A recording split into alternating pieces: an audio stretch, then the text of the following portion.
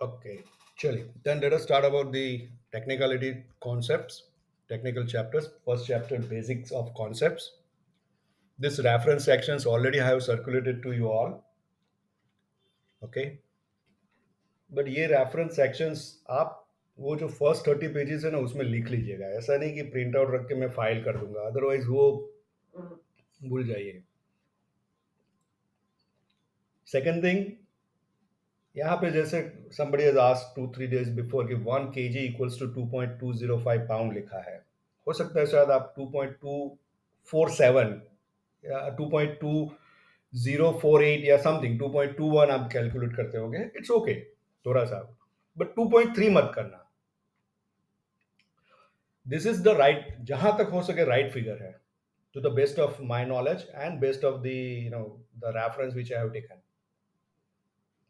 आप हो सकता है जैसे यहाँ पे air air density is 1.293 kg per NM cube है. अगर आप हो सकता है 1.2 लेते होंगे, try to now change to 1.293. Water density 1000 kg per metre cube, हो सकता है 999 लेते होंगे, ज़्यादा फर्क नहीं आएगा, but now onwards let's take the 1000 as far as at least this exam is concern. ये reference section related to pressure, ये सब मैं इसलिए आपको दे रहा हूँ ताकि आपका टाइम बचे, मेरा भी टाइम बचे, और आपका ध्यान इसमें ना जाए लिखने में. ये आप बाद में लिखते रहिए, जो जो बीच में हमारा टॉपिक्स आएगा ना उसमें भी मत लिखिए, बट ये ट्राई टू जितनी बार हो सके इसको देखते रहिए, आप एक्वेंटेड होते जाएंगे. जैसे यहाँ पे है, या मैं यहाँ पे 8.3143 kilo joule kilo mole kelvin, that's the universal gas constant R U. हो सकता है शायद आप 8.3 लेते होंगे या something, but try to make it is 8.3143. और ये याद रखना पड़ेगा दिस फिगर. कोई नहीं बोलेगा कि universal gas constant in this numerical equals to 8.3143. बराबर. तो कुछ फिगर्स आपको याद रखनी है, वो तभी हो जाएगा जब आप प्रैक्टिस करेंगे. चलिए, now let's start. See any physical quantities, there are two things, one is a value. जैसे उनको पूछा मैंने weight, that's a physical quantity. There's a value, 65 is a value that represents how much, and second is a unit that represent what, kg. किसकी बात हो रही है, तो वेट की बात हो रही है. Then the first question, weight 65 kg, and second question was mass. He said mass is also 65 kg. बराबर. तो मेरा क्वेश्चन ये था कि भाई दोनों सेम है क्या. चलिए उसी टॉपिक के ऊपर थोड़ा सा बात कर लिया जाए. तो वो क्या, चाहर जी, दोनों सेम है क्या? 65 kg is a mass, 65 kg is a weight. Are mass and weight both are same?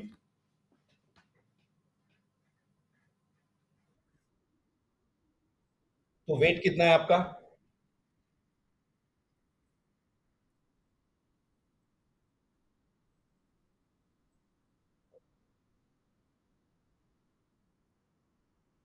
हाँ, तो मैं तो आपको पूछ रहा हूँ कि भाई आपका वेट कितना है, आपने ही बताया 65 kg, मैंने एक्सेप्ट कर लिया. अच्छा, any other thought? 65 kg weight, 65 kg mass, any other thought किसी का?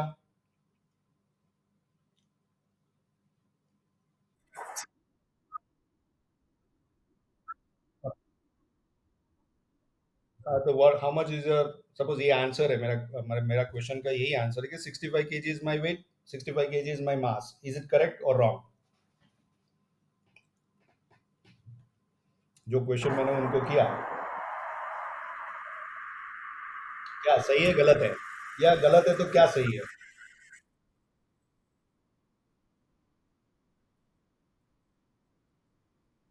That's okay, that's okay, that's okay.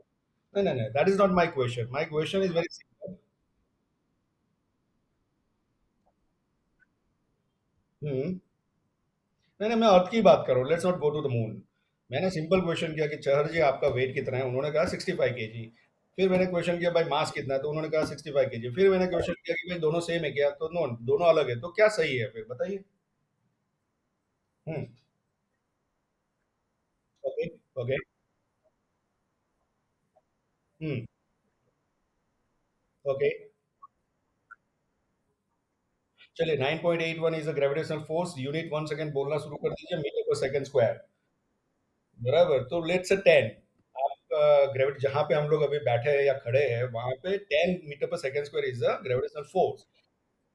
हाँ, 9.8 मोटा मोटा ले लेते हैं, तो दैट मीन 65 डिवाइड बाई 10 करेंगे तो क्या आएगा? क्या आएगा यूनिट? केजी पर।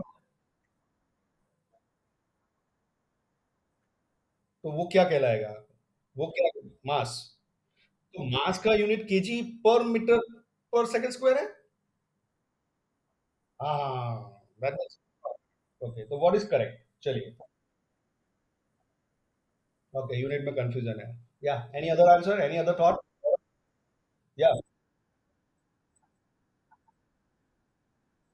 ओके।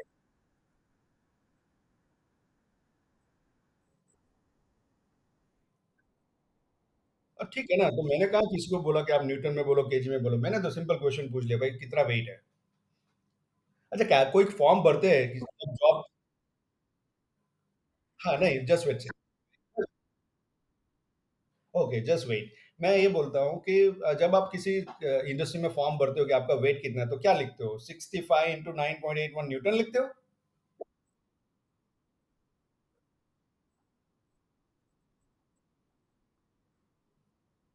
अच्छा, टेक्निकली रॉन्ग है। ओके।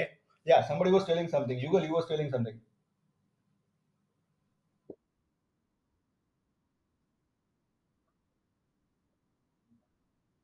ओके। And mass? तो दोनों में डिफरेंस?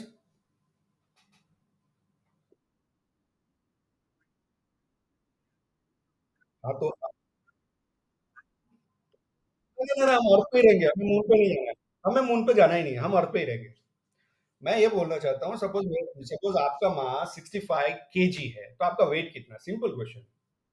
सिंपल क्वेश्चन, आपका मास 65 केजी है। अरे, अर्थ पे ही रहेंगे।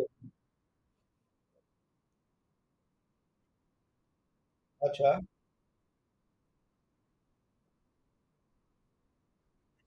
सो जितनी टेक्स्ट बुक्स है जो अर्थ के ऊपर है, उसमें mass and weight is same. जैसे ही वो टेक्स्ट बुक को उठा के मैं मून पे लेके जाता हूँ, mass and weight is different. You mean to say that? Okay. Any other thought? Okay, चलिए, देन नेक्स्ट क्वेश्चन मेरा ये आता है कि व्हाट इज मास? सब कंफ्यूजन यहां से है। What is mass?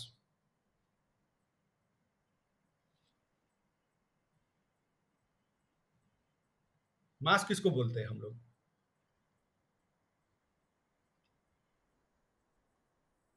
क्या क्या क्या? अच्छा, वेट पहले आया, मास पहले आया? तो मास किसको बोलेंगे? वेट तो अभी हमें पता ही नहीं है। वेट की मास किसको बोलेंगे फिर? अच्छा, डेंसिटी पहले आया, मास पहले आया?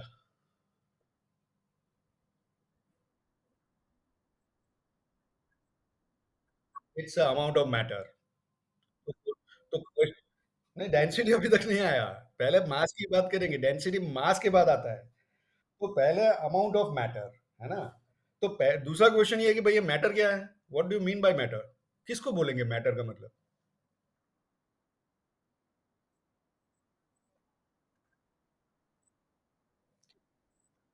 फॉर एग्जाम्पल, लेमेन्स लैंग्वेज में, फॉर एग्जाम्पल, ये तो सब हाईफाई इंजीनियरिंग हो गया। मैं हाईफाई बात करने ही नहीं आया हूँ, एकदम लेमेन्स लैंग्वेज किसको बोलेंगे matter?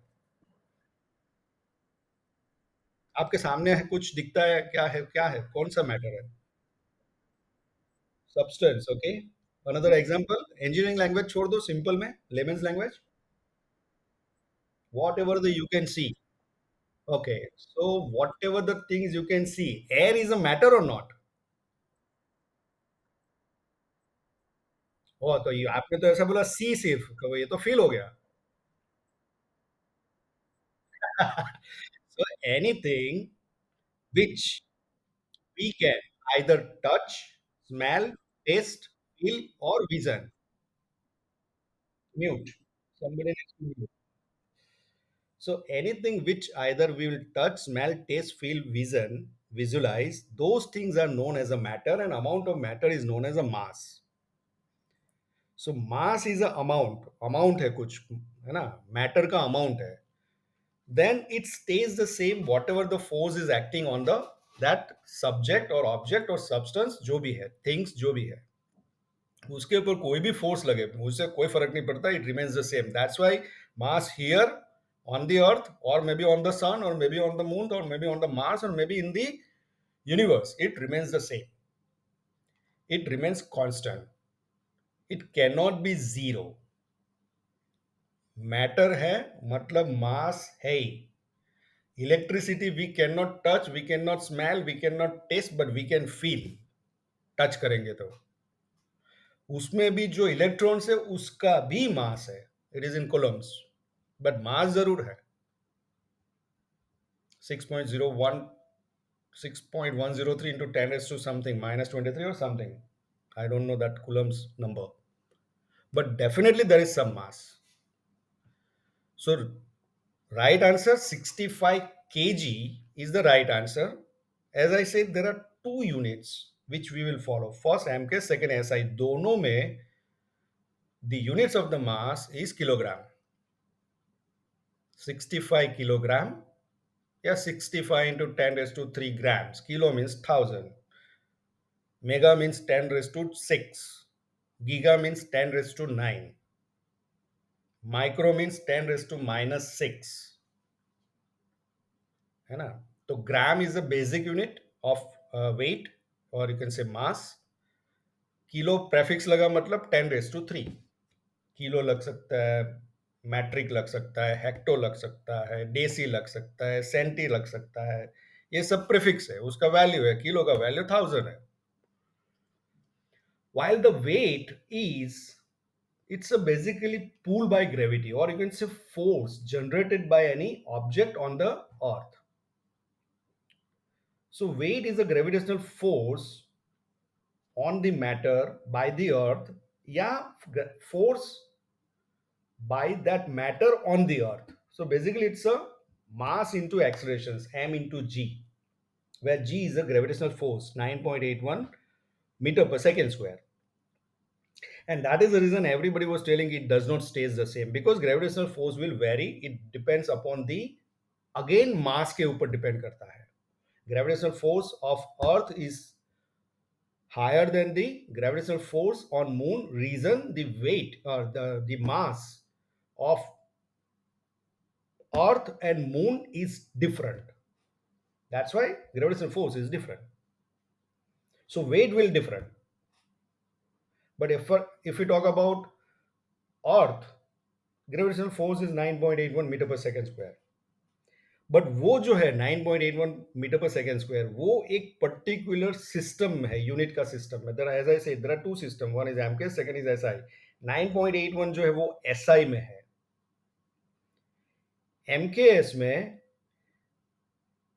Gravitational force is one force, and that is the reason MKS में unit of the weight is mass, that is 65 kg into 1 force, so 65 kgf, that is the right unit in mks. but day to day में ये जो f है हम लोग omit करते हैं, and that is the reason we say 65 kg, but the right unit, the technical right unit is 65 kgf in case of a mks system. आप पुराना प्रेशर गेज देखोगे, अगर 10 साल 15 साल पुराना होंगे तो उसमें वो हमेशा ऐसा यूनिट मिलेगा प्रेशर का, बट आज की तारीख में जो मिलेगा वो केजी पर सीएम स्क्वायर मिलेगा, बराबर। This is the right one, this is the technically right one, ये एक्सेप्टेबल राइट वन है, बराबर। So 65 kgf, reason force in MK system, gravitational force in MK system is one, same way gravitational force in SI system is 9.9.81 meter per second square, and that is the reason the unit is Newton in SI system. Newton equals to kg per meter square, remember this, वो आपका reference section में होगा। So two system MKS and SI, दोनों में weight का unit different है, but ये day to day में हम लोग केजी बोलते हैं, इसलिए सब कंफ्यूजन है. While the unit of weight in SI is Newton, that is kg meter per second square. So mass is 65 in both the system, 65 kg in both the system. Weight is 65 kg F in M case. Weight is 65 into 9.81, let's say 10. So 650 Newton ka force I am acting on this substance where, or you can say area where I am sitting.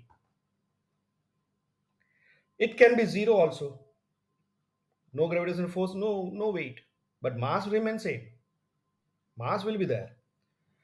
That means पहला relation हमें MKS में ये मिल गया, 1 kg force equals to 9.81 newton. तो दो चीज इसमें से हमें पिकअप करना है, एक तो ये और एक तो ये. As far as our exam is concerned, rest everything was understanding के लिए था, कॉन्सेप्ट के लिए था, बट ये दो चीज हमें याद रखना है. Newton equals to kg meter per second square and 1 kg force equals to 9.81 Newton. चलिए, नाउ मास वेट, उसके बाद आता है डेंसिटी. ये क्या है क्विकली, व्हाट इज डेंसिटी?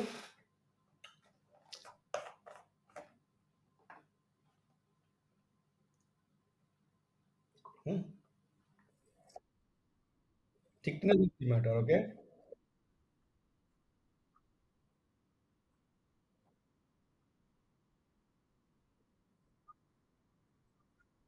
क्या इट्स मास बाय वॉल्यूम, है ना. Density means it's a mass upon volume. And here it is shown the temperature is 15 degree Celsius. ये एक रेफरेंस के लिए है, आप जस्ट याद रहता है तो ठीक है, नहीं तो कोई बात नहीं. This temperature is nothing but STP बोला जाता है, स्टैंडर्ड टेम्परेचर प्रेशर कंडीशन जो है वो, जिसमें temperature is taken as a 15 degree Celsius. So density equals to mass upon volume. So unit will be kg per metre cube या grams per centimetre cube. Few density we have to remember which will not be given in the exam. Number one, water 1000 kg per meter cube. ये याद रखना पड़ेगा भाई, ये day to day वाला है. उसी तरह mercury 13600 kg per meter cube. उसी तरह air 1.293 kg per. This is not newton metre cube, this is NM cube. NM cube का मतलब है नॉर्मल मीटर क्यूब. वो क्या है हम लोग बाद में समझेंगे आगे में.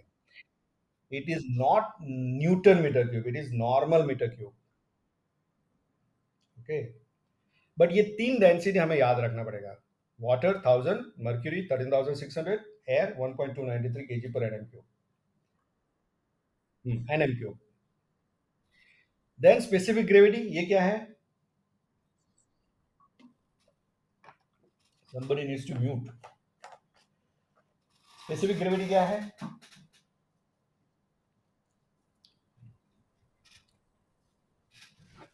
Any idea?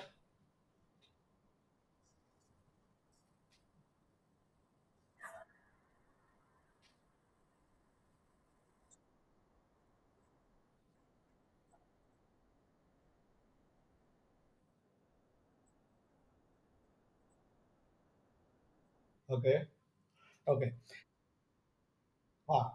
See, specific density, specific gravity, it means it's a ratio of density of substance to the ratio density of any reference.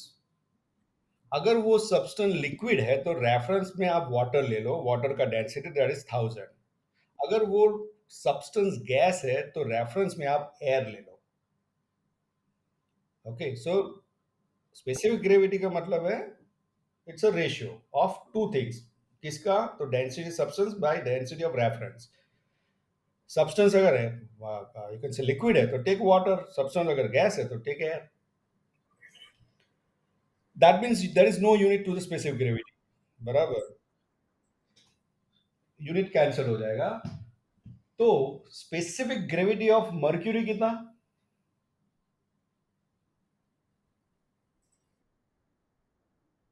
It's 13.6. कैसे आया? तो 13600 बाई 1000. करेक्ट। ये 13.6 जो है वो कैसे आया? तो 13,600 is the density of substance means mercury, by reference is 1000, water लेना पड़ेगा, सो 13.6। Then, just for reference, furnace oil, no need to remember, but it will be in the range of 0.89, 0.95 रहता है। तो ये तो हो गया स्पेसिफिक रेट, लेकिन हमें क्या करना है exam point of view. Suppose मैंने आपको बोला मेरे पास एफओ है, फर्नेस ऑयल, जिसका स्पेसिफिक ग्रेविटी इज 0.9। इससे आप क्या चीज समझोगे पहले तो ये बताओ। एक न्यूमेरिकल है फर्नेस ऑयल के ऊपर, और उसमें आपको देखिए जो भी लिक्विड रहेगा ना उसका स्पेसिफिक ग्रेविटी ही दिया जाएगा।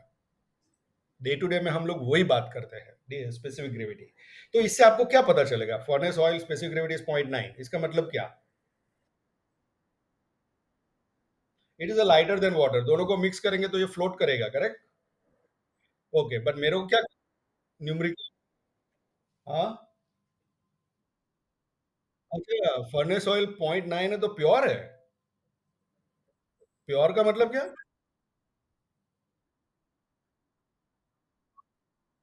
अरे,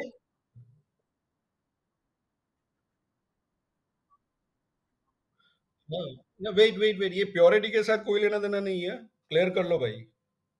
प्योरिटी प्योरिटी कुछ नहीं, वो गोल्ड 24 कैरेट प्योर है तो 22 कैरेट जरूरी नहीं है, मतलब वो प्योरिटी की बात हो रही है यहाँ पे, ये नहीं है। So furnace oil specific gravity is 0.9। उससे पहले तो ये लाइटर है, वाटर, दोनों को मिक्स करेंगे तो वो फ्लोट करेगा। दूसरा क्या पता चलेगा?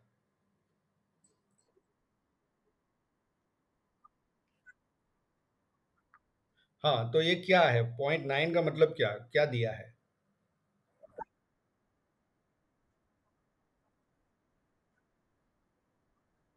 नहीं, एज्यूम क्यों करना है, वो तो है ना।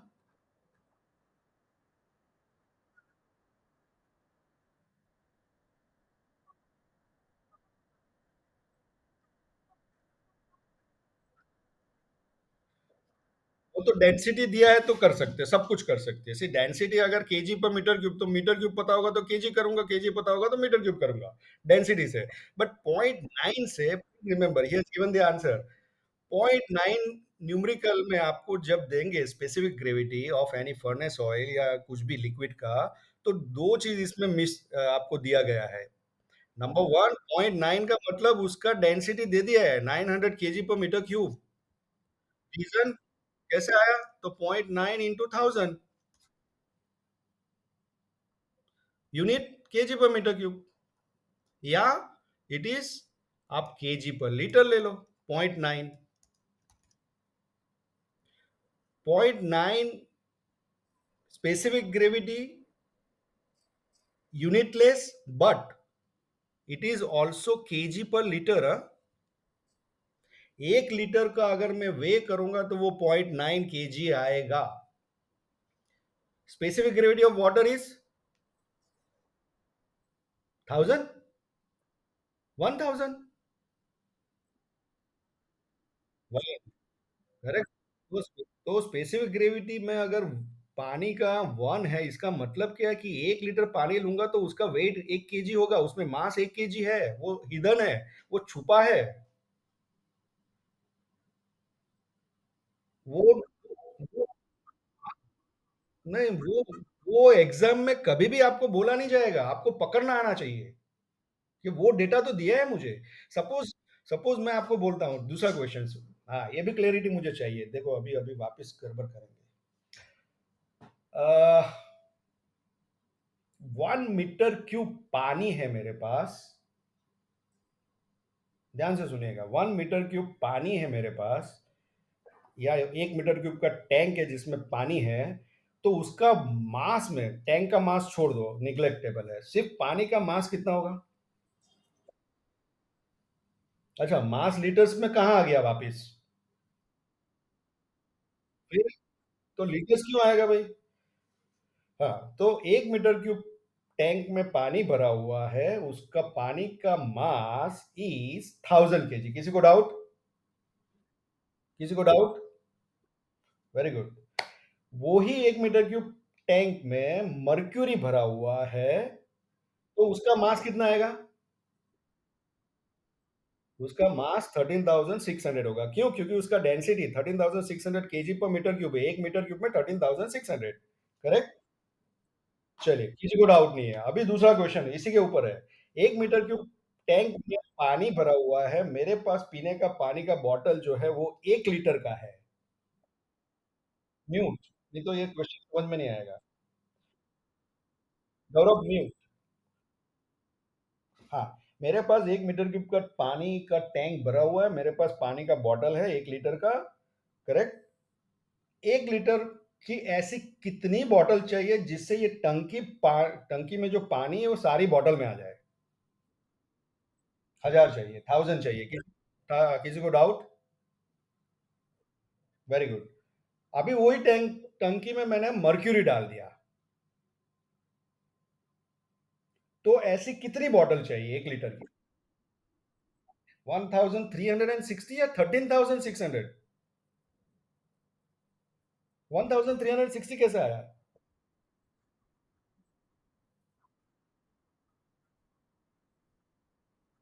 हाँ, तो कितनी बॉटल्स चाहिए? अरे, कोई बोल रहा है 13,600, आप बोल रहे हैं 1000।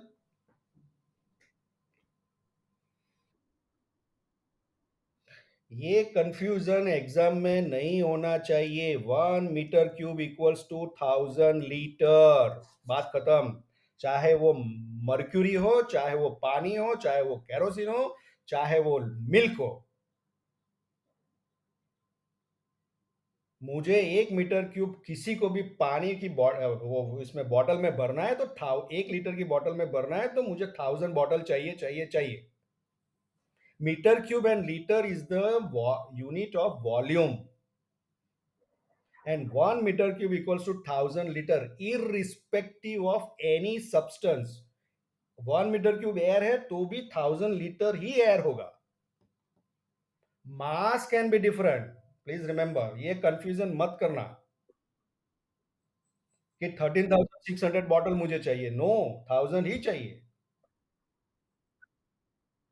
13.6 each bottle will weigh।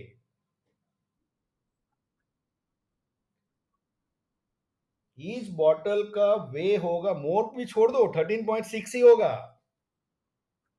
क्योंकि उसका स्पेसिफिक ग्रेविटी जो है वो 13.6 है। 13.6 है, उसका मतलब उसका जो यूनिट है वो केजी पर लीटर है। 1 लीटर अगर मैंने मर्क्यूरी ले लिया तो उसको वे करूंगा तो मास मेरा 13.6 ही आने वाला है।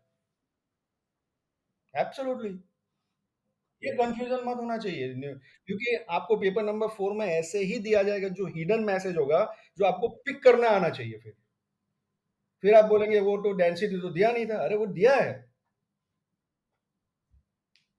ठीक है, तो स्पेसिफिक ग्रेविटी से हमें ये दो चीज पिकअप करना है कि एक तो डेंसिटी हिडन है, और वो 0.9 केजी पर लीटर है, यानी 1 लीटर से मुझे 0.9 केजी मिलेगा। चलिए, next topic is temperature. Day to day में बात करते हैं टेम्परेचर क्या है, क्विकली।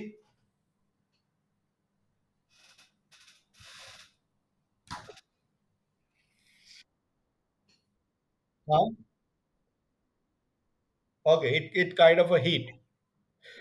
तो हीट क्या है? Degree of heat. तो हीट क्या है? सबसे पहले तो हाँ, मेजरमेंट ऑफ हीट। तो हीट क्या है? हीट पहले या टेम्परेचर पहले? हीट पहले। हाँ, हीट तो एनर्जी। हाँ, तो टेम्परेचर क्या है?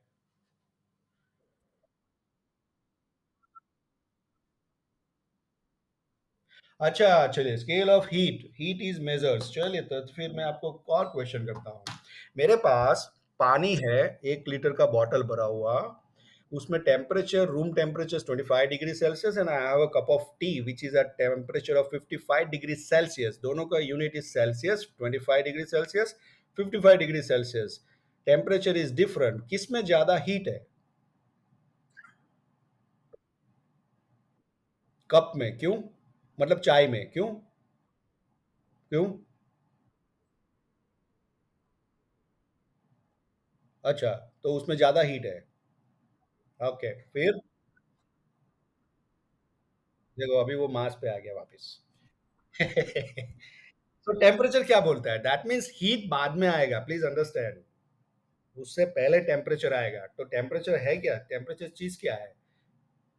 सपोज मैंने बोल दिया आज का बाहर का temperature is 45 degree Celsius. What does it mean? What do you mean by 45 degree Celsius? What do you understand? Oh कितना है? Can you calculate? उसके लिए फिर आपको एमसीपी डेल्टा टी पे जाना पड़ेगा। मास चाहिए, सीपी चाहिए, स्पेसिफिक हीट। इसीलिए मैं वापस आ रहा हूँ। हीट बाद में आएगा, टेम्परेचर पहले आएगा। हीट को कैलकुलेट करने के लिए टेम्परेचर चाहिए, टेम्परेचर को कैलकुलेट करने के लिए हीट बिल्कुल नहीं चाहिए। तो टेम्परेचर क्या चीज है? What do you mean by 45 degree Celsius?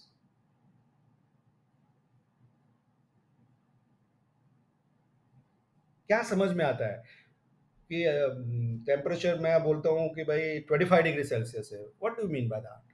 क्या क्या आप पिकअप करते हो उससे? एनर्जी, दैट मीन्स हीट, वो भी बाद में आएगा। अमाउंट ऑफ एनर्जी, अच्छा 25 डिग्री सेल्सियस में ज्यादा है कम है? मैं वापस बोल रहा हूँ, अमाउंट ऑफ एनर्जी मतलब अमाउंट ऑफ हीट। उसको जानने के लिए मास एंड सीपी वो जानना जरूरी है, उसके ऊपर डिपेंड करता है ना। एंड टेम्परेचर, ये तीन के ऊपर डिपेंड करता है, amount of heat, not only temperature.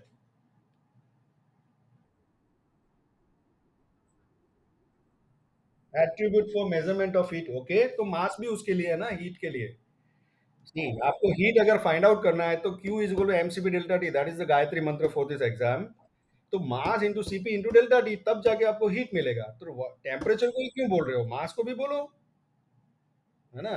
अगर हीट जानना है तो तीनों तीन चीज जानना पड़ेगा। तो टेम्परेचर क्या है?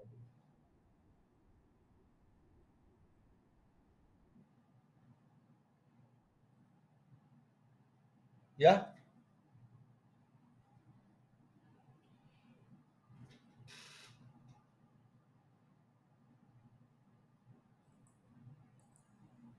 Hello, M I audible? हाँ, मैं भी देख रहा हूँ यहाँ पे एकदम छोटा हो गया। ये ऐसे कैसे हुआ? जस्ट वन सेकेंड, मैं यहाँ पे वापस चाहे तो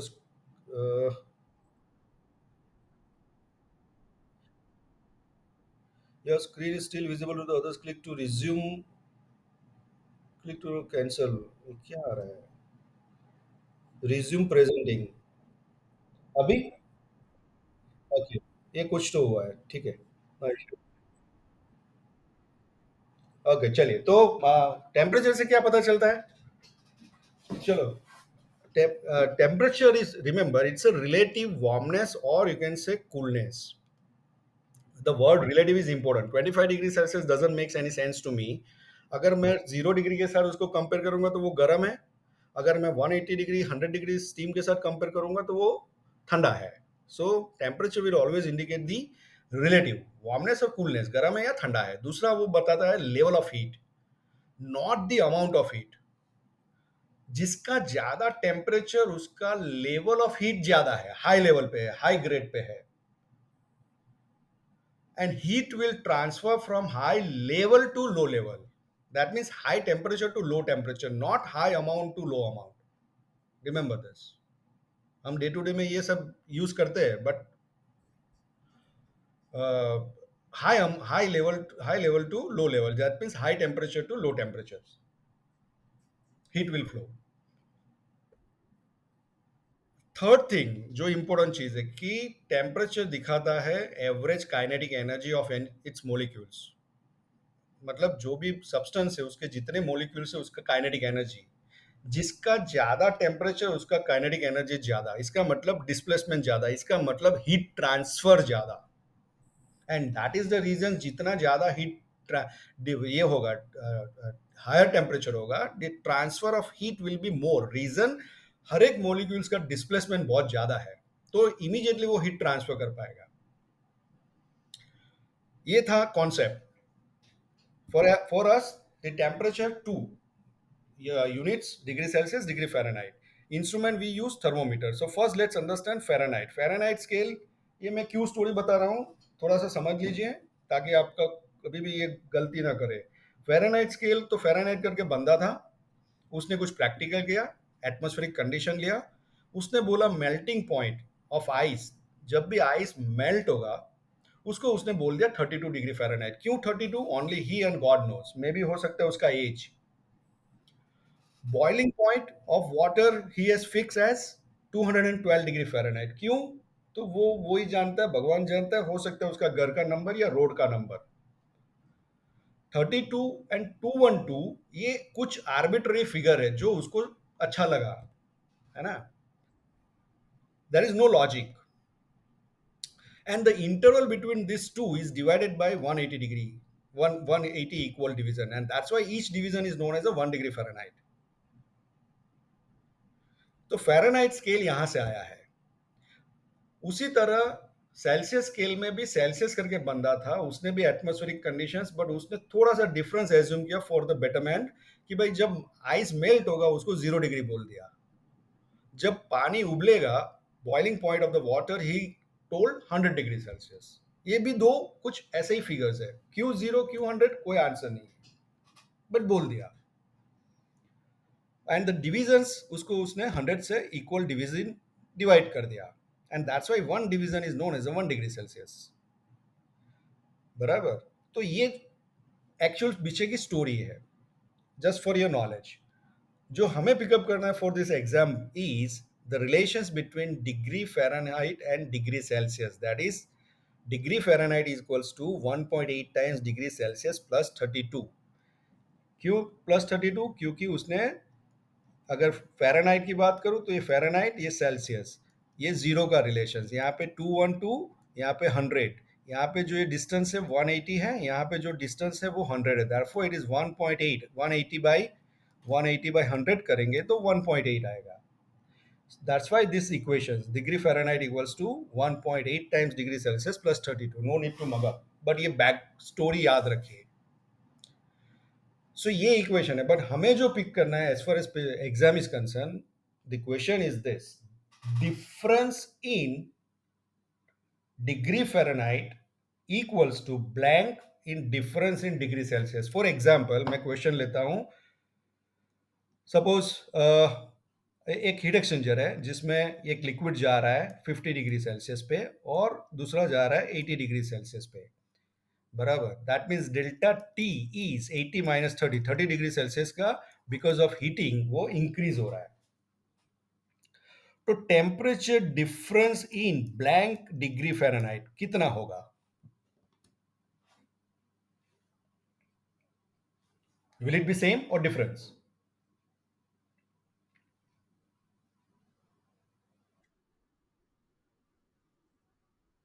Okay, so it is not same. You mean to say that? Any other answer? Any other thought? Is it same or not? Temperature difference in degree Celsius and the temperature difference in degree Fahrenheit. Is it same?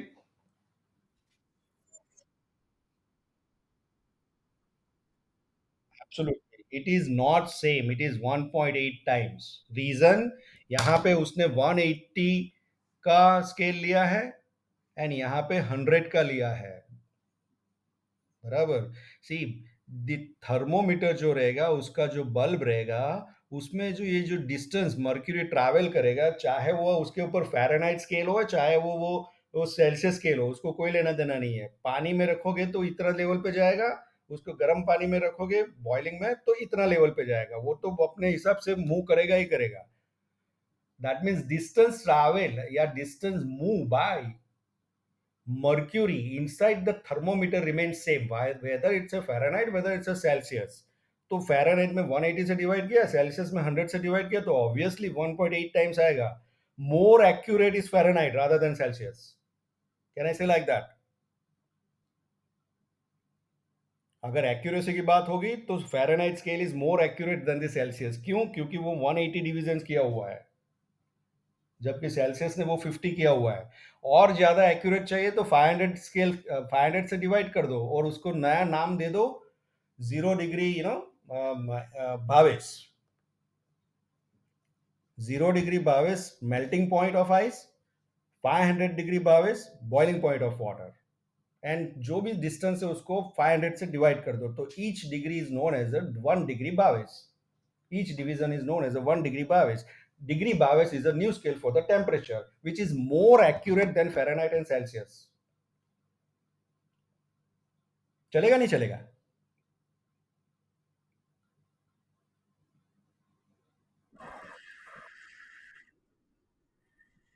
तो इसको क्यों चलाते हो फिर? ये दोनों भी तो ऐसे ही कुछ एज्यूम वाले हैं.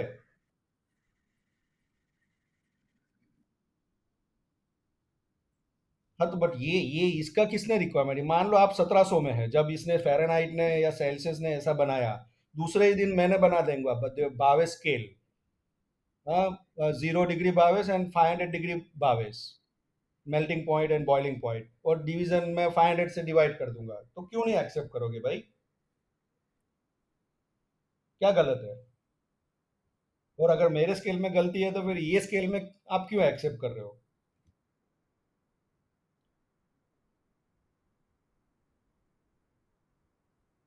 क्यों नहीं चलेगा बताइए?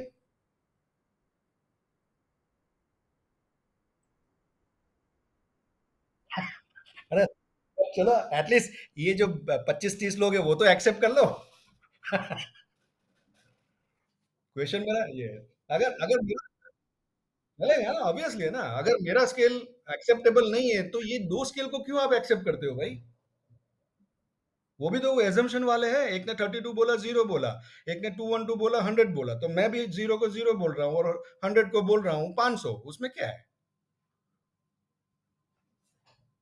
एक्सेप्ट कर लो फिर. फ़ारेनहाइट स्केल को जैसे आपने एक्सेप्ट किया फ़ारेनहाइट एंड सेल्सियस को, वैसे ही डिग्री बाविस को एक्सेप्ट कर लेने का, उसमें क्या है? बट द क्वेश्चन मेरा ये है कि are we accepted this two scale?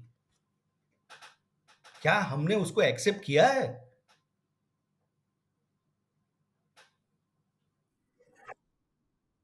We have not accepted. We have accepted for our day to day life, not engineering की दुनिया में. And that is the reason there is a two more scale, जिसने सबसे पहले absolute zero को define किया. क्योंकि वो जो भी लोग बात कर रहे हैं ना, वो सब कुछ रेफरेंस पे बात कर रहे हैं.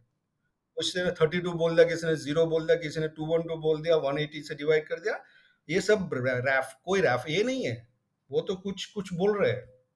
And that is the reason. इसके बाद आया कैल्विन, जिसने सबसे पहले एब्सोल्यूट जीरो को डिफाइन किया कि जहां पे random motion of the molecules is zero, no motions, no energy, इसके नीचे temperature is not possible, internal energy is zero.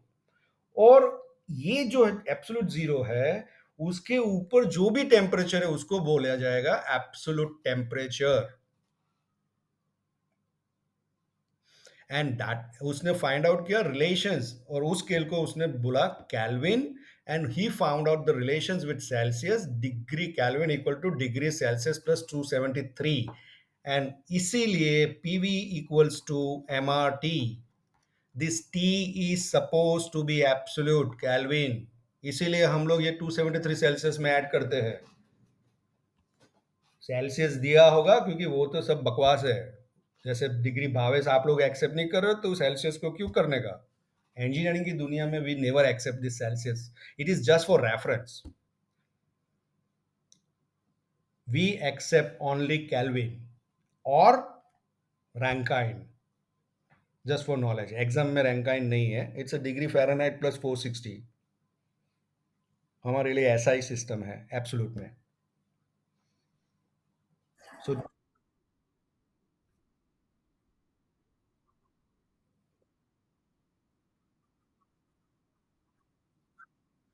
-273.15.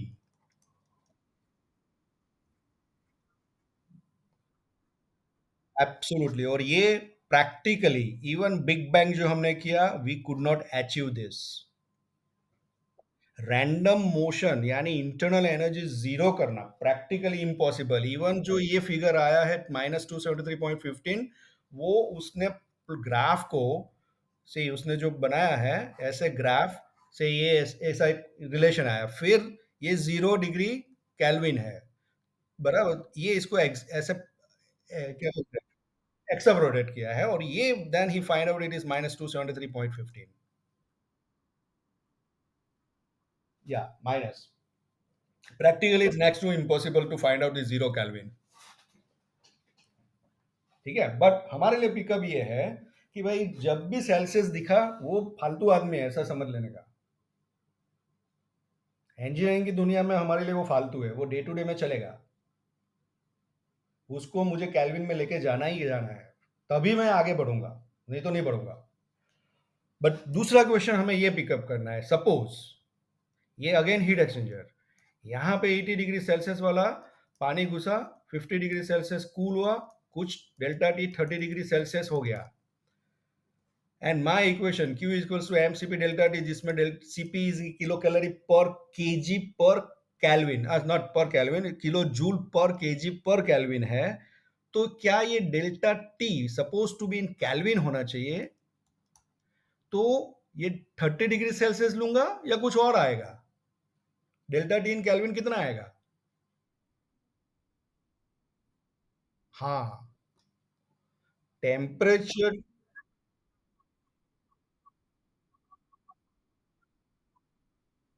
Celsius. Okay, सो यहां पे फिर लेटर ऑन मुझे मत पूछिएगा कि साहब वो केल्विन में तो कन्वर्ट किया नहीं आपने। जब डेल्टा टी मुझे फाइंड आउट करना, मैं केल्विन में कन्वर्ट नहीं करूंगा। क्यों करने का भाई फालतू में? 273 ऐड करो, 273 ऐड करो, फिर बाद में दोनों का डिफरेंस लो, क्यों करने का, सीधा कर दो। बट जब PV is equal to mRT, जहां पे डेल्टा टी नहीं है, इट्स अ सिंगल टेम्परेचर, तब मुझे 273 ऐड करना ही है। जब P1 V1 upon T1 is equal to P2 V2 upon T2, तब टेम्परेचर में मुझे 273 ऐड करना ही करना है, तब मेरे लिए डिग्री सेल्सियस फालतू आदमी है। Are you getting me what I am saying? मैं ये सब स्टोरी इसलिए बता रहा हूँ कि आप ये सब गलतियां मत कीजिएगा, और यहीं पे सब लोगों का गलती होता है।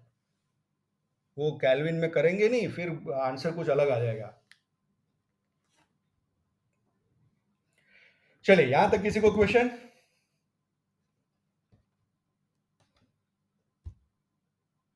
No question, let's go. Okay, I think we should take a break, will take a bio break.